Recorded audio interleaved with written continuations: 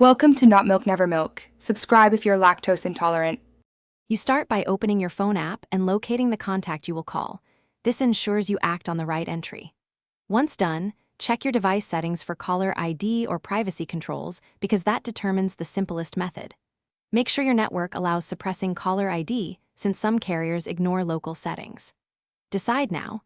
Use the built-in hide feature, a carrier prefix code, or a reputable privacy app so you can proceed with a clear, supported approach. You can hide your number immediately by entering a carrier prefix like *67 before the number. This instructs the network to block your ID for that call only. Alternatively, on iPhone toggle Show My Caller ID off, and on Android change caller ID to hide number so outgoing calls default to private. Once you pick one, place a test call to your own second phone to confirm behavior and avoid surprises. If you use an app, install it, grant call permissions, and test the same. Now place the call and watch for the recipient's display. It should say private or unknown. That confirms success. If the number still appears, contact your carrier.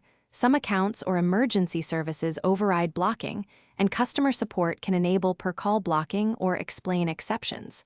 Finally, if you need persistent anonymity, use a reputable calling app with mask numbers. Make sure it complies with laws and you understand any fees involved. One troubleshooting tip: reboot the phone after changing settings to ensure the network updates. Thanks for watching. If this was helpful, leave a like and consider subscribing. See you next time.